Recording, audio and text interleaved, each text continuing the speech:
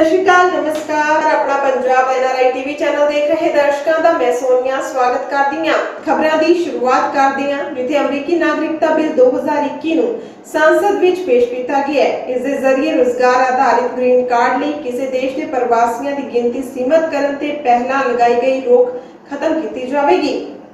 ਕਾਨੂੰਨ ਬਣਨ ਦੇ ਬਾਅਦ H1B ਵੀਜ਼ਾ ਧਾਰਕਾਂ ਤੇ ਨਿਰਭਰ ਰਹਿਣ ਵਾਲਿਆਂ ਨੂੰ ਵੀ ਕੰਮ ਕਰਨ ਦੀ ਇਜਾਜ਼ਤ ਮਿਲੇਗੀ। ਅਮਰੀਕਾ ਵਿੱਚ ਟੈਕਨੋਲੋਜੀ ਖੇਤਰ ਵਿੱਚ ਕੰਮ ਕਰਨ ਵਾਲੇ ਹਜ਼ਾਰਾਂ ਭਾਰਤੀਆਂ ਨੂੰ ਵੀ ਇਸ ਦਾ ਫਾਇਦਾ ਹੋਵੇਗਾ। ਸੰਸਦ ਦੇ ਦੋਵੇਂ ਸਦਨਾਂ ਪ੍ਰਤੀਨਿਧੀ ਸਭਾ ਤੇ ਸੈਨੇਟ ਵਿੱਚ ਬਿੱਲ ਪਾਸ ਹੋ ਜਾਣ ਅਤੇ ਰਾਸ਼ਟਰਪਤੀ ਜੋ ਬਾਈਡਨ ਦੇ ਦਸਤਖਤ ਤੋਂ ਬਾਅਦ ਕਾਨੂੰਨ ਬਣ ਜਾਣ ਮਗਰੋਂ ਬਿਨਾਂ ਦਸਤਾਵੇਜ਼ ਦੇ ਰਹਿ ਰਹੇ ਅਤੇ ਵੈਧ ਤਰੀਕੇ ਨਾਲ ਦੇਸ਼ ਵਿੱਚ ਆਏ ਲੱਖਾਂ ਲੋਕਾਂ ਨੂੰ ਨਾਗਰਿਕਤਾ ਮਿਲਣ ਦਾ ਰਾਹ ਪੱਧਰਾ ਹੋਵੇਗਾ। ਸੈਨੇਟਰ ਬੌਬ ਮੈਂਡੇਜ਼ ਅਤੇ ਪ੍ਰਤੀਨਿਧੀ ਸਭਾ ਦੀ ਮੈਂਬਰ ਲਿੰਡਾ ਸਾਂਚੇਜ਼ ਨੇ ਪੱਤਰਕਾਰਾਂ ਨੂੰ ਕਿਹਾ ਹੈ ਕਿ ਅਮਰੀਕੀ ਨਾਗਰਿਕਤਾ ਕਾਨੂੰਨ 2021 ਵਿੱਚ ਇਮੀਗ੍ਰੇਸ਼ਨ ਸੁਧਾਰ ਦੀ ਵਿਵਸਥਾ ਕੀਤੀ ਗਈ ਹੈ। ਇਸ ਮਹੱਤਵਪੂਰਨ ਕਦਮ ਦੇ ਤਹਿਤ ਗ੍ਰੀਨ ਕਾਰਡ ਲਈ 10 ਸਾਲ ਤੋਂ ਵੱਧ ਸਮੇਂ ਦਾ ਇੰਤਜ਼ਾਰ ਕਰ ਰਹੇ ਪੇਸ਼ੇਵਰਾਂ ਨੂੰ ਵੈਧ ਰੂਪ ਨਾਲ ਸਥਾਈ ਤੌਰ ਤੇ ਰਹਿਣ ਦੀ ਮਨਜ਼ੂਰੀ ਵੀ ਮਿਲ ਜਾਵੇਗੀ। ਇਸ ਕਾਨੂੰਨ ਦੇ ਬਣਨ ਨਾਲ ਸਭ ਤੋਂ ਜ਼ਿਆਦਾ ਫਾਇਦਾ ਭਾਰਤੀਆਂ ਨੂੰ ਹੋਵੇਗਾ। उधर भारत के प्रधानमंत्री नरेंद्र मोदी ने शुक्रवार को पश्चिमी बंगाल के विश्व भारती यूनिवर्सिटी के डिग्री समारोह को वीडियो कॉन्फ्रेंसिंग राਹੀਂ संबोधन किया। इस मौके बंगाल के राज्यपाल जगदीप धनखड़ और केंद्रीय शिक्षा मंत्री रमेश पोखरियाल निशंक भी मौजूद रहे। ਵਿਦਿਆਰਥੀਆਂ ਨੂੰ ਸੰਬੋਧਨ ਕਰਦੇ ਹੋਏ ਪ੍ਰਧਾਨ ਮੰਤਰੀ ਨਰਿੰਦਰ ਮੋਦੀ ਨੇ ਕਿਹਾ ਕਿ ਦੇਸ਼ ਦੇ ਨੌਜਵਾਨਾਂ 'ਚ ਭਵਿੱਖ ਬਦਲਣ ਦੀ ਸ਼ਕਤੀ ਹੈ। ਤੁਹਾਨੂੰ ਤੈਅ ਕਰਨਾ ਹੋਵੇਗਾ ਕਿ ਤੁਸੀਂ ਸਮੱਸਿਆ ਹੱਲ ਕਰਨਾ ਚਾਹੁੰਦੇ ਹੋ ਜਾਂ ਸਮੱਸਿਆ ਦਾ ਹਿੱਸਾ ਬਣਨਾ ਚਾਹੁੰਦੇ ਹੋ। ਉਹਨਾਂ ਕਿਹਾ ਕਿ ਸੱਤਾ 'ਚ ਰਹਿੰਦੇ ਹੋਏ ਸੰਵੇਦਨਸ਼ੀਲ ਰਹਿਣਾ ਜ਼ਰੂਰੀ ਹੁੰਦਾ ਹੈ। ਅਜਿਹੇ 'ਚ ਹੀ ਹਰ ਵਿਦਵਾਨ ਨੂੰ ਜ਼ਿੰਮੇਵਾਰ ਹੋਣਾ ਪੈਂਦਾ ਹੈ। ਇਸ ਦੌਰਾਨ PM ਮੋਦੀ ਨੇ ਕਿਹਾ ਕਿ ਦੁਨੀਆ 'ਚ ਜੋ ਲੋਕ ਅੱਤਵਾਦ ਫੈਲਾ ਰਹੇ ਨੇ ਉਹਨਾਂ 'ਚ ਕਈ ਸਿੱਖਿਅਤ ਲੋਕ ਵੀ ਸ਼ਾਮਿਲ ਨੇ। ਉਹਨਾਂ ਕਿਹਾ ਕਿ ਸਫਲਤਾ ਅਸਫਲਤਾ ਸਾਡਾ ਭਵਿੱਖ ਤੈਅ ਨਹੀਂ ਕਰਦੀ ਹੈ, ਪਰ ਤੁਹਾਨੂੰ ਫੈਸਲਾ ਲੈਣ 'ਚ ਡਰਨਾ ਨਹੀਂ ਚਾਹੀਦਾ।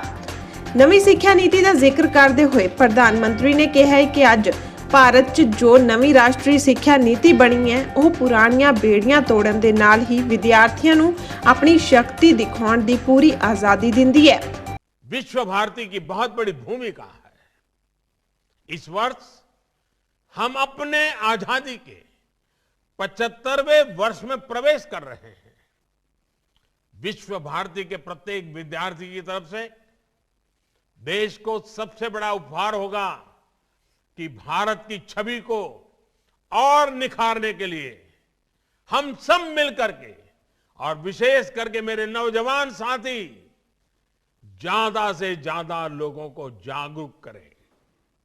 भारत जो है, जो मानवता, जो आत्मीयता, जो विश्व कल्याण की भावना हमारे रक्त के कण कण में है, उसका एहसास बाकी देशों को कराने के, पूरी मानव जात को कराने के लिए विश्व भारती को देश की शिक्षा संस्थाओं का नेतृत्व करना चाहिए। ਅਤੇ ਸ਼੍ਰੀ ਨਨਕਾਣਾ ਸਾਹਿਬ ਸ਼ਹੀਦੀ ਸਾਕੇ ਦੀ ਪਾਕਿਸਤਾਨ ਵਿਖੇ ਮਨਾਈ ਜਾ ਰਹੀ ਪਹਿਲੀ ਸ਼ਹੀਦੀ ਸ਼ਤਾਬਦੀ ਮੌਕੇ ਸ਼੍ਰੀ ਅੰਮ੍ਰਿਤਸਰ ਸਾਹਿਬ ਤੋਂ ਜਾਣ ਵਾਲੇ ਜਥੇ ਨੂੰ ਕੇਂਦਰ ਸਰਕਾਰ ਵੱਲੋਂ ਰੋਕਣ ਦੀ ਸ਼੍ਰੀ ਅਕਾਲ ਤਖਤ ਸਾਹਿਬ ਦੇ ਜਥੇਦਾਰ ਹਰਪ੍ਰੀਤ ਸਿੰਘ ਨੇ ਸਖਤ ਸ਼ਬਦਾਂ 'ਚ ਨਿਖੇਧੀ ਕੀਤੀ ਹੈ।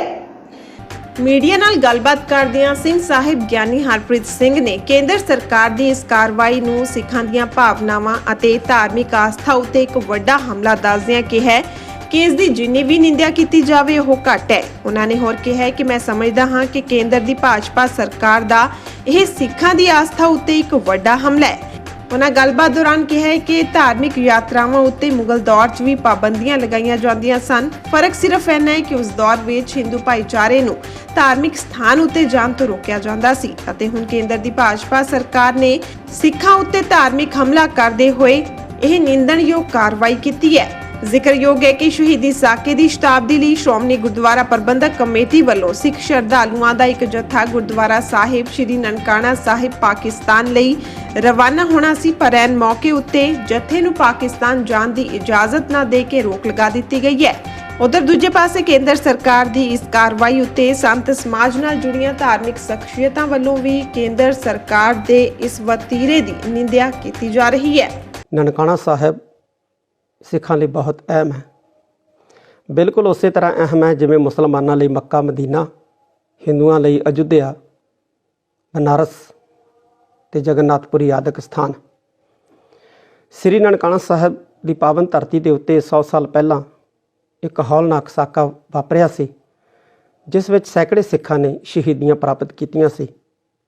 ਤੇ ਇਹਨਾਂ ਸ਼ਹਾਦਤਾਂ ਤੋਂ ਬਾਅਦ ਸਿੱਖਾਂ ਨੇ ਗੁਰਦੁਆਰਾ ਸੁਧਾਰ ਲਹਿਰ ਦੇ ਰਾਹੀਂ ਗੁਰਦੁਆਰੇ ਸਾਹਿਬਾਨ ਦਾ ਪ੍ਰਬੰਧ ਆਪਣੇ ਹੱਥੀਂ ਲਿਆ ਸੀ, ਜਿਸ ਨੂੰ ਉਸ ਵਕਤ ਦੇ ਹਿੰਦੁਸਤਾਨ ਦੇ ਵੱਡੇ ਨੇਤਾਵਾਂ ਨੇ ਦੇਸ਼ ਦੀ ਆਜ਼ਾਦੀ ਦੀ ਪਹਿਲੀ ਲੜਾਈ ਜਿਹੜੀ ਹੈ ਉਹ ਜਿੱਤ ਲਈ, ਇਹ ਕਹਿ ਕੇ ਸਨਮਾਨ ਦਿੱਤਾ ਸੀ ਸਾਰੇ ਸਿੱਖਾਂ ਨੂੰ।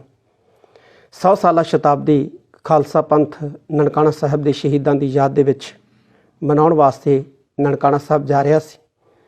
700 ਦੇ ਕਰੀਬ ਜੱਥੇ ਨੇ ਨਨਕਾਣਾ ਸਾਹਿਬ ਜਾਣਾ ਸੀ, ਜਿਹਦੇ ਵਿੱਚ ਬਹੁਤ ਸਾਰੇ ਸ਼ਰਧਾਲੂ ਸਿੱਖ ਜਿਹੜੇ ਨੇ ਉਹ ਸ੍ਰੀ ਅੰਮ੍ਰਿਤਸਰ ਸਾਹਿਬ ਦੀ ਪਾਵਨ ਧਰਤੀ ਦੇ ਉੱਤੇ ਪੁੱਜ ਚੁੱਕੇ ਨੇ, ਕਿਉਂਕਿ ਕੱਲ੍ਹ ਜੱਥੇ ਨੇ ਰਵਾਨਾ ਹੋਣਾ ਸੀ।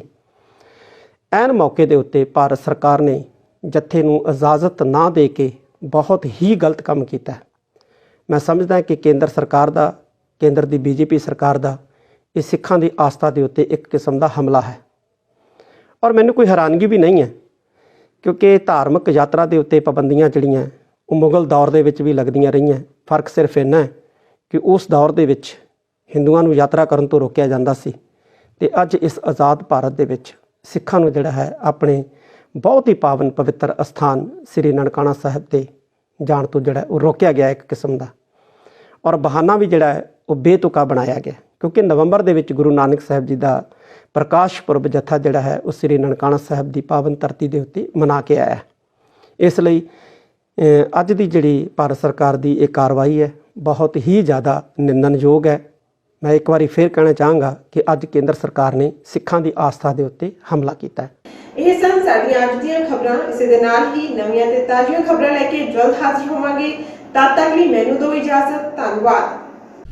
ਦੇਸ਼ ਦੁਨੀਆ ਦੀ ਹਰ ਖਬਰ ਤੇ ਨਜ਼ਰ ਰੱਖਣ ਦੇ ਲਈ ਹੁਣ ਸਾਡਾ ਡੇਲੀ ਇੰਟਰਨੈਸ਼ਨਲ ਐਡੀਸ਼ਨ ਪੜ੍ਹਨ ਦੇ ਲਈ ਲੌਗਇਨ ਕਰੋ ਸਾਡੀ ਵੈਬਸਾਈਟ ਤੇ www.apnapunjabmedia.com ਤੇ ਇਸੇ ਦੇ ਨਾਲ ਹੀ ਤੁਸੀਂ ਇੱਥੇ ਸਾਡਾ ਡੇਲੀ ਈ-ਪੇਪਰ ਵੀ ਪੜ੍ਹ ਸਕਦੇ ਹੋ ਤੇ ਜਲਦ ਹੀ ਵਿਜ਼ਿਟ ਕਰੋ ਸਾਡੀ ਵੈਬਸਾਈਟ ਤੇ।